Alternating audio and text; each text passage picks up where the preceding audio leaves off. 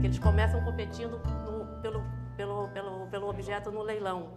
E eles seguem competindo a relação inteira. E aquilo que os uniu, que foi a competição, foi exatamente o que destruiu a relação. E acabou, né, levando ao final, que eu não vou antecipar. Mas aí eu acho que assim, o que aparece de muito interessante, e eu acho que é importante a gente pensar isso juntos, principalmente vocês que são advogados, a importância dos advogados que podem trabalhar na direção dessa competição ou na direção da cooperação. No início, o advogado dele diz o seguinte para o cliente: olha, o relógio não está contando ainda. O que eu vou te dizer, sem relógio, é porque eu não estou te cobrando. E isso foi muito interessante que o Gilberto comentou agora, porque essa parte me tocou especialmente. O advogado fala assim: olha, eu cobro $450 a hora. Ó, eu estou te dando um conselho aqui de graça. Então, para um cara que cobra isso a hora, tá falando isso, presta atenção. Porque ele, além do que o casal viveu, a sobrecarga emocional também que esse advogado viveu, foi assim, desesperador. Eu acho que a palavra é essa. A ponto dele chegar numa parte lá do filme, a gente conversava isso recentemente, que ele falou: chegou um ponto agora que não tem mais vencedor. Aqui ele fala assim, é um degrau de derrota. Agora, cada dia vocês vão descer um degrau para o fundo do poço. Então, se vocês não pararem, vai ser uma escalada de insucesso. O advogado dela, o advogado da Bárbara, tem um momento que poderia ter teria sido o turning point para o positivo da separação. Que ela mesmo quando ele lê o bilhete que ele tinha escrito para ela para e diz assim: a gente não deveria ter usado isso.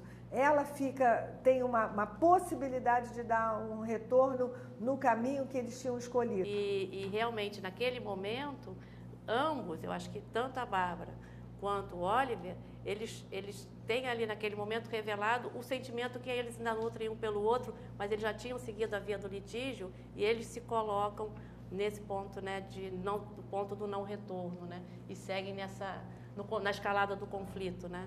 Eu acho interessante a trajetória do advogado dele, que primeiro que amplia o leque de soluções. Ele sai brigando para que o cliente dele continue na casa, ele vai para um ponto intermediário. Olha, por que vocês não coabitam na mesma casa? Ninguém ganha do outro, é um ganha-ganha.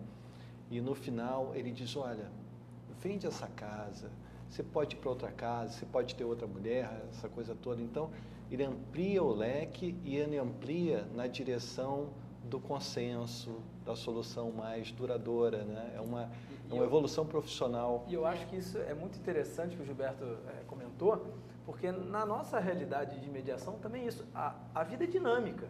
Muitas vezes numa mediação, os mediantes trazem uma situação, na próxima o cenário já mudou e o mediador ele tem que customizar realmente, ou ajudar que seja customizado diante daquele cenário que não é estático, não é uma fotografia, é um constante movimento de situações. Um processo de separação tem no mínimo 5 fases.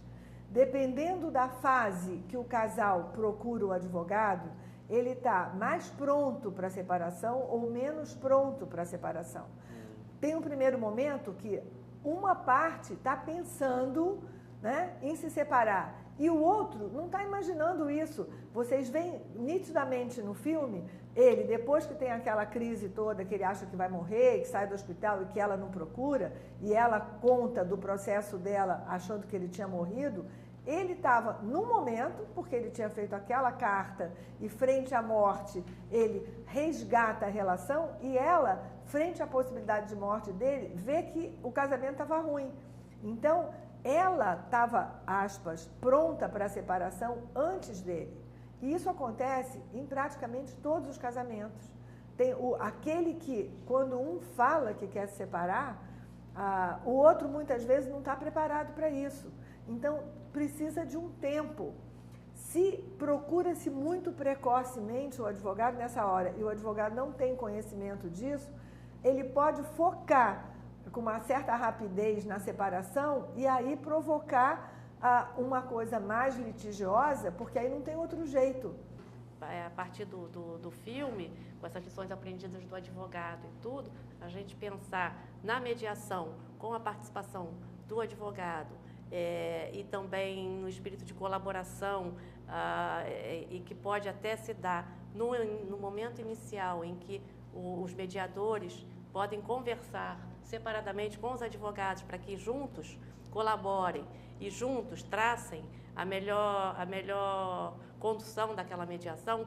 Primeiro porque, como o Gilberto falou, tem as ferramentas da facilitação do diálogo, que é a caixinha de ferramentas do mediador. E o advogado também tem a sua caixinha de ferramentas. Então, vamos trocar as ferramentas e vamos ver qual ferramenta vamos usar em cada momento da condução dessa mediação. Você pode ser combativo, mas sem ser ofensivo. Você pode ser combativo, mas ser cooperativo.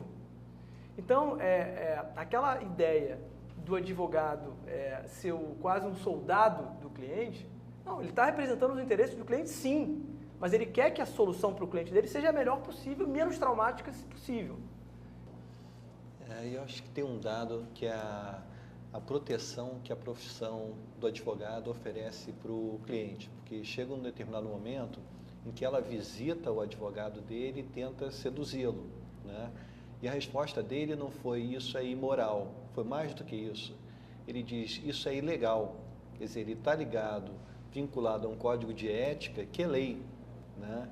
Então, acho que a função do advogado num contexto desses, né, é uma proteção a mais, né?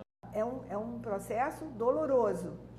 Se tiver alguém ali do seu lado que pode te ajudar e te levar para uma mediação, e aí o papel do mediador é fundamental, onde você vai conseguir compor e sair no que a gente chama daquela solução ganha-ganha, para o casal ou para as partes da empresa, é o melhor dos mundos. E não se fala de sentimentos, a tal ponto que ela de repente se assusta com ela mesma, dela ter ficado feliz com a ideia de que ele pudesse morrer. E ela fica espantada com isso. Então, acho que a mediação, ela resgata a possibilidade do advogado se envolver, inclusive, com uma orientação baseada na questão do afeto, né? do sentimento mais rica, né? Num casal ou numa relação, tem dois aspectos. Tem um aspecto afetivo, que é esse que você está falando. Eu gosto do meu par, eu estou com ele porque eu gosto.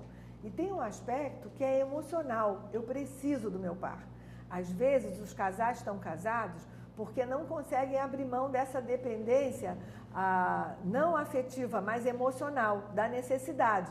O afetivo no filme foi terminando e quando ela sentiu que ela já estava com menos dependência emocional, porque ela estava ganhando o dinheiro dela, estava tendo sucesso, ela se sentiu pronta para separar. Ela viveu esse momento e ele achou que aquele contrato que eles tinham feito lá atrás, que ele ia ganhar dinheiro, ia ser para todo sempre, que ele não precisava curtir o afetivo, né, ou manter tanto o afetivo, tanto que aquela imagem da árvore de Natal é maravilhosa, porque ele não tem um momento que ele não deixa ela colocar a estrela que ela queria. E na hora que eles estão brigando, ela olha para ele, pega a estrela e põe lá em cima. E o que pega fogo é a árvore de Natal, né? Que é o símbolo da destruição que estava acontecendo com eles.